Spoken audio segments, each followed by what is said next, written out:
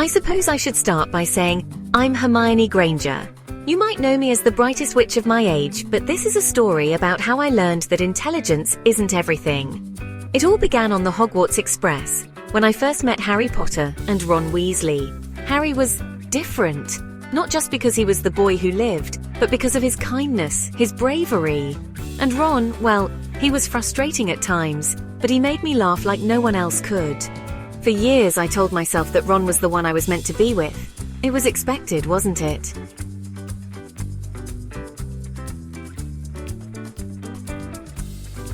But Harry was always there, supporting me, challenging me, believing in me.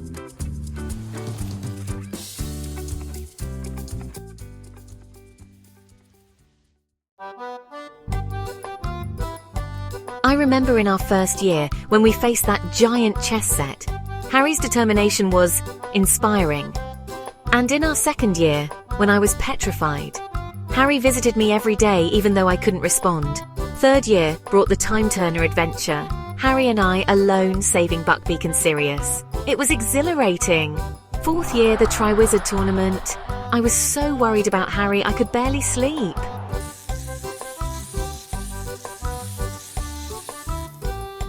Fifth year, that's when everything changed. We formed Dumbledore's army, and I saw Harry as a leader for the first time. It was captivating. I think that's when I truly began to see him differently. But then came that night in the Department of Mysteries. Harry faced Voldemort with such courage, such selflessness. In that moment, as spells flew and prophecies shattered, I realized something that would change everything. I loved Harry, not as a friend, not as a brother, but as more. It wasn't easy admitting my feelings. I was afraid of ruining our friendship, of disappointing Ron. But Harry, oh Harry, he looked at me with those green eyes and I knew he felt it too. Our first kiss was in the Room of Requirement, surrounded by books and magical artifacts. It felt like coming home. Ron was hurt at first, of course, but he came around eventually. He's still our best friend, godfather to our children. Our love wasn't just about us. It changed the course of the war, of the wizarding world itself. Together, we were stronger. Our combined intellect and courage became a force Voldemort couldn't reckon with.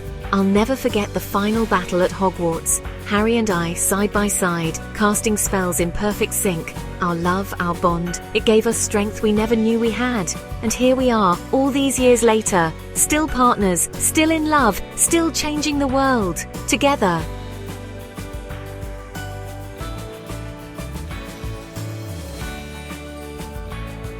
When it was all over, when Voldemort was finally defeated, Harry proposed right there in the Great Hall. Our wedding was a beautiful blend of Muggle and wizarding traditions. Years have passed since then. Harry and I have built a life together, a family. We named our first child Lily, after Harry's mother. She has his eyes and my love for books. Our son Sirius is as mischievous as his namesake. Harry became an Auror, of course, and I became the youngest minister for magic in history. Sometimes I wonder how different things might have been if I hadn't realized my true feelings that night. But then I look at Harry, at our children, and I know this was always how our story was meant to end. Love, you see, is the most powerful magic of all. It can surprise you in the most unexpected ways. So don't be afraid to follow your heart. It might just lead you to your own magic.